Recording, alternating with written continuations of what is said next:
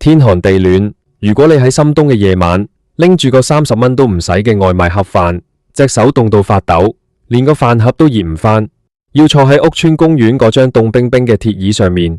一邊吹住冷風，一邊眼泛淚光咁咬住一塊硬邦邦嘅叉燒，你心裏面會諗啲咩？呢個唔係我憑空捏造出嚟嘅煽情故事，而係前幾日我喺大埔一個舊屋村公園裏面親眼見到嘅一幕。主角係一位70幾歲嘅名叔，名叔喺呢個屋村生活咗40幾年，由20幾歲仔成家立室，到30幾歲養大一對仔女，再到50幾歲退休，佢人生嘅大半輩子都同呢個屋村息息相關。以前屋村商場下底嗰間開咗30幾年嘅茶餐廳，係名叔每日同街坊吹水，食過20幾蚊碟頭飯嘅第二個家。嗰度有滾熱辣嘅例湯，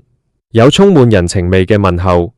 有即使你得30蚊喺手，都依然可以坐得舒服、食得飽肚嘅尊嚴。但係由上個月開始，呢間陪伴咗2代屋村人嘅茶餐廳，終於敵唔住一輪又一輪嘅無情加租，被逼交拆鋪頭，拉閘離場。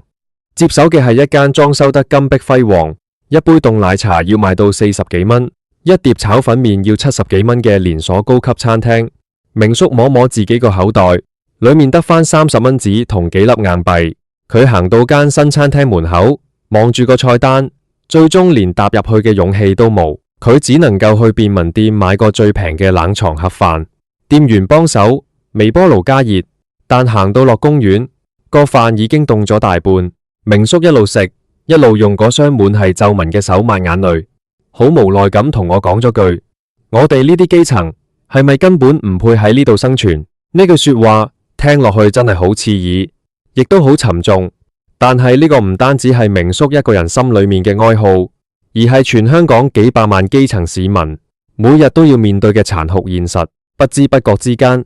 全香港嘅公共屋邨商場正喺度經歷一場規模前所未有、無聲無息嘅大清洗。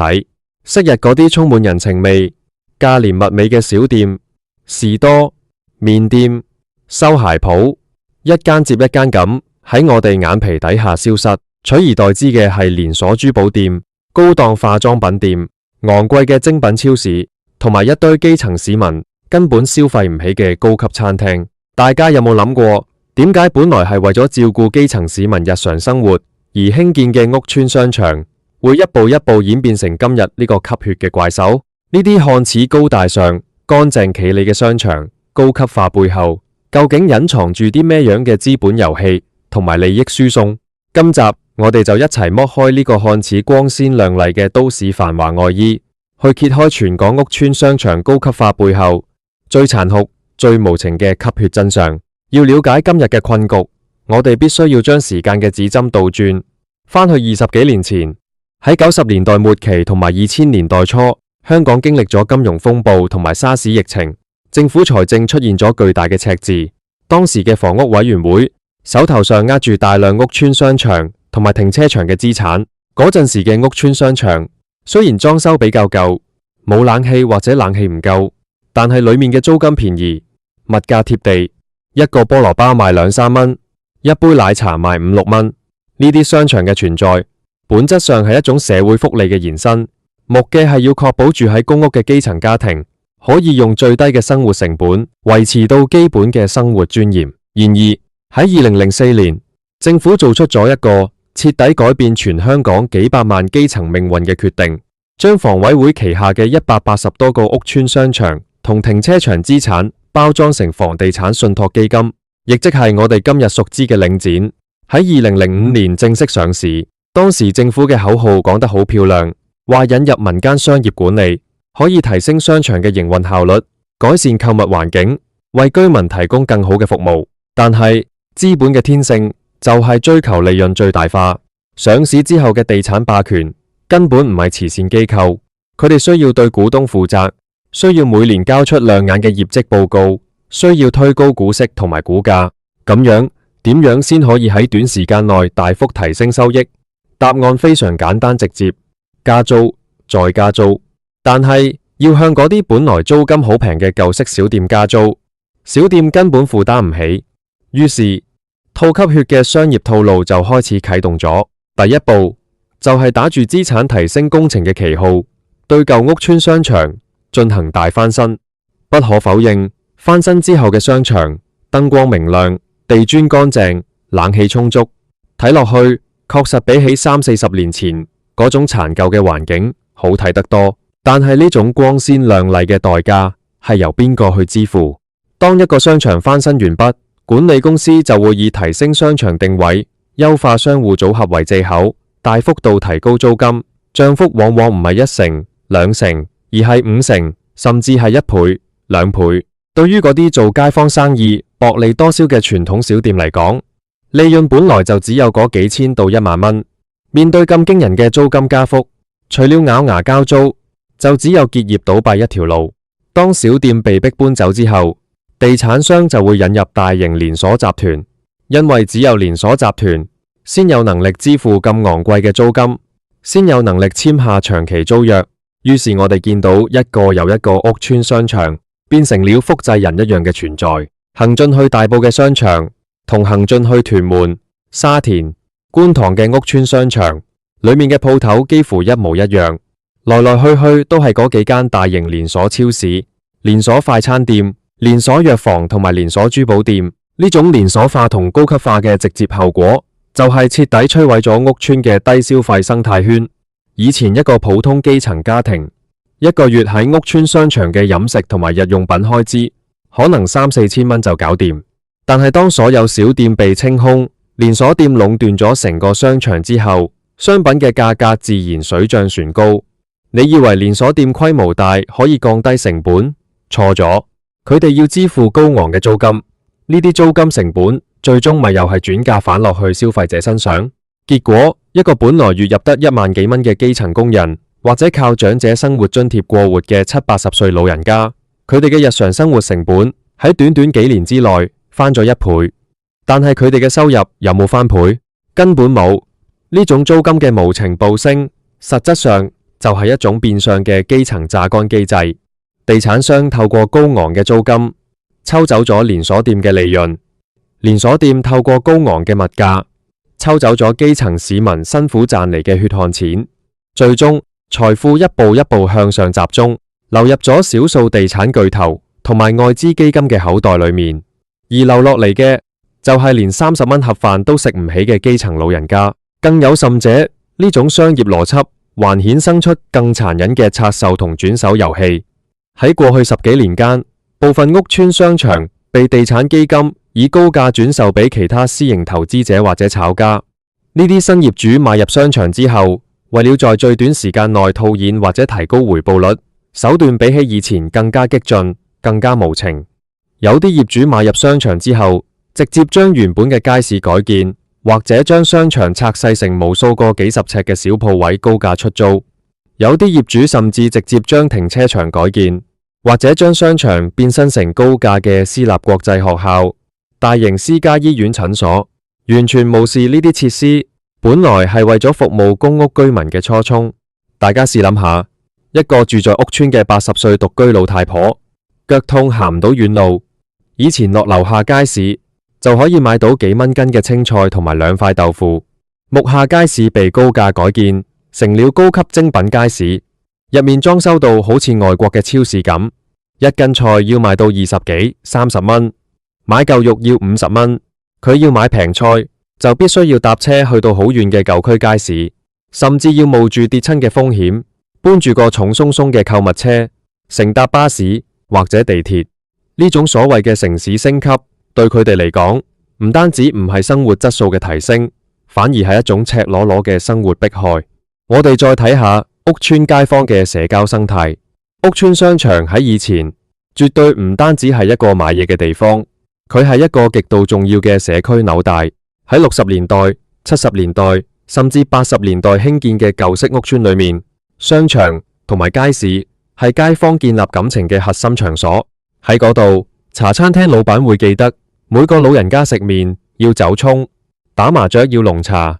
修鞋嘅師傅會免費幫街坊嘅小朋友補返好對上學鞋，士多店嘅老闆娘會幫返工嘅媽媽暫時照顧一下放學嘅小朋友。呢種濃厚嘅人情味同社區互助網絡，係香港基層社會能夠喺困境中展現韌性嘅最重要基礎。但是，當高昂嘅租金把呢啲充滿人情味嘅小店逐一清洗出去之後，社區嘅人情味亦都隨之灰飛煙滅。接手嘅連鎖店員工流動性極大，個個都係按章工作，講求嘅係效率，係標準化，係流水線作業。你喺裏面消費，你只係一個流水線上嘅顧客，提供嘅係一個冷冰冰嘅交易數據。老人家去到呢啲店裏面，動作萬一點會被後面嘅人嫌棄？用唔識用電子支付會被店員白眼。久而久之，老人家變得唔敢落樓，唔敢入去呢啲裝修亮麗嘅商場。佢哋感到自己同呢個自己住咗30-40年代嘅社區格格不入，佢哋被邊緣化，被孤立，好似名宿咁，最終只能夠選擇默默咁坐在公園嘅冷板凳上面，孤獨咁食住個凍冰冰嘅盒飯。呢種精神上嘅剝奪感同無力感，比起物質上嘅貧困，更加令人心酸同痛心。更諷刺嘅係，當我哋去檢視呢啲地產霸權嘅財務報告時，會發現佢哋嘅利潤每年都在創下新高。股息派發得非常慷慨，高層嘅薪酬高達幾千萬一年。佢哋喺記者會上面穿住光鮮嘅西裝，用流利嘅英文同埋商業術語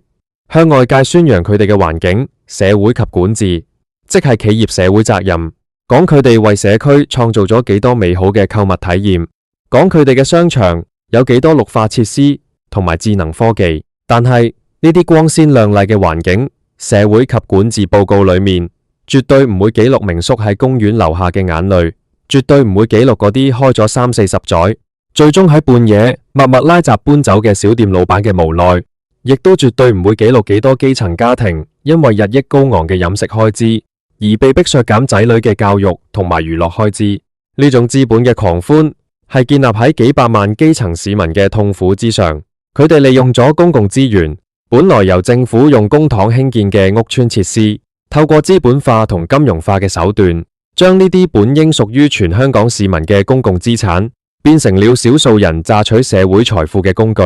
呢個就係全港屋邨商場高級化背後最真實、最殘酷、最血淋淋嘅吸血真相。有人可能會講，呢啲係自由市場嘅法則嗎？物競天擇，適者生存，價高者得，有咩問題？如果你講嘅係中環嘅甲級寫字樓，如果你講嘅係尖沙咀嘅名店商場，我完全同意自由市場嘅邏輯，因為去嗰度消費嘅人有選擇嘅權利，佢哋有足夠嘅經濟能力去支付高昂嘅日價。但係屋邨商場唔係中環，亦都唔係尖沙咀。屋邨商場嘅建立初衷係政府為咗保障低收入人士基本生活需要而提供嘅公共配套。住喺公屋嘅市民絕大多數都係香港嘅基層勞工、清潔工、保安員、酒樓員工、侍應，或者係已經為香港貢獻咗一輩子、目下體弱多病嘅老人家。佢哋嘅收入非常有限，佢哋喺生活上根本冇太多嘅選擇空間。當你將自由市場最殘酷、最無情嘅價高者得邏輯，硬生生套用喺呢啲基層市民賴以生存嘅公共配套之上，呢個唔係自由市場，呢個係無情嘅商業掠奪，呢個係利用市場嘅力量去剝奪基層市民最基本嘅生存權利同生活尊嚴。大家再諗深一層，當全香港嘅屋邨、商場都變成高級連鎖店，當30蚊嘅暖飯變成一種奢侈，當基層市民連喺自己住嘅社區食一頓平飯嘅權利都被剝奪嘅時候，呢個社會變成點？當基層市民嘅生活壓力被推到極致，當佢哋發現自己無論點樣辛苦工作，都無法應付日益飛漲嘅基本生活開支，當佢哋感到自己被呢個城市徹底拋棄嘅時候，社會嘅怨氣同埋矛盾就會好似火山一樣喺地底不斷積聚。今日名宿喺公園食盒飯流嘅眼淚，就是對呢個不公義體制最沉重嘅控訴。如果我哋繼續對呢種現象視而不見，繼續容許資本無止境咁榨乾基層，最終受害嘅絕對唔會單單係基層市民，而係成個香港社會嘅穩定同未來。寫到呢度，我心裏面充滿咗無力感，但亦都有好強烈嘅不甘心。香港係一個富裕嘅國際大都市，我哋有幾千億嘅外匯儲備，我哋有無數嘅高樓大廈，我哋嘅金融業盛極一時。但係如果一個咁富裕嘅城市，連讓一個70幾歲為呢個城市打拼咗一輩子嘅老人家，喺冬天食上一盒30蚊嘅熱飯，落樓有個熟悉嘅街坊，吹下水嘅尊嚴都俾唔到，咁樣嘅繁華究竟有咩意義？呢種所謂嘅高級化，究竟係進步，定係一種文明嘅退步？我哋唔可以再任由呢種無情嘅加租同埋高級化繼續侵蝕我哋嘅社區。政府作為政策嘅制定者，作為公共利益嘅捍衛者，絕對有責任同埋義務出手干預。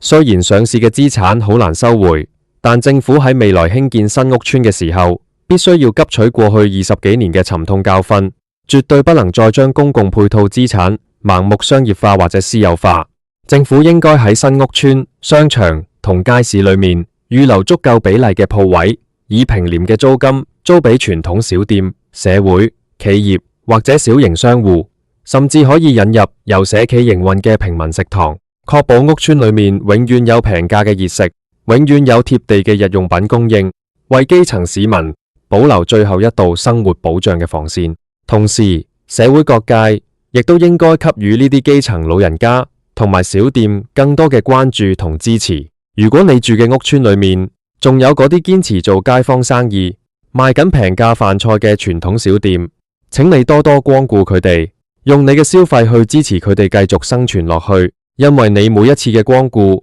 唔單止係買一餐飯，更係喺度守護緊我哋社區最後嘅人情味，守護緊基層市民最後嘅尊嚴。最後，我想對好似明叔咁樣嘅基層老人家講一句：你哋冇錯，你哋絕對唔係不配喺呢度生存。相反，係呢個城市嘅資本太貪婪，係呢個體制太無情，辜負咗你哋一輩子嘅付出。你哋喺呢度辛苦打拼咗幾十年，建構咗呢個城市嘅基石。你哋比任何人都更有資格喺呢度有尊嚴咁生活落去。今日我拍呢影片，就係想替明叔，替千千萬萬個被困喺呢個吸血體制裏面嘅基層市民，發出我哋最強烈嘅聲音。我哋要讓更多人知道呢個光鮮亮麗都市背後嘅殘酷真相。我哋要讓掌權者聽到基層最真實嘅苦難同呼聲。如果呢篇稿觸動到你，或者你身邊亦都有類似嘅故事，請你將呢個信息分享出去，讓更多人關注屋邨商場高級化同埋無情加租嘅問題。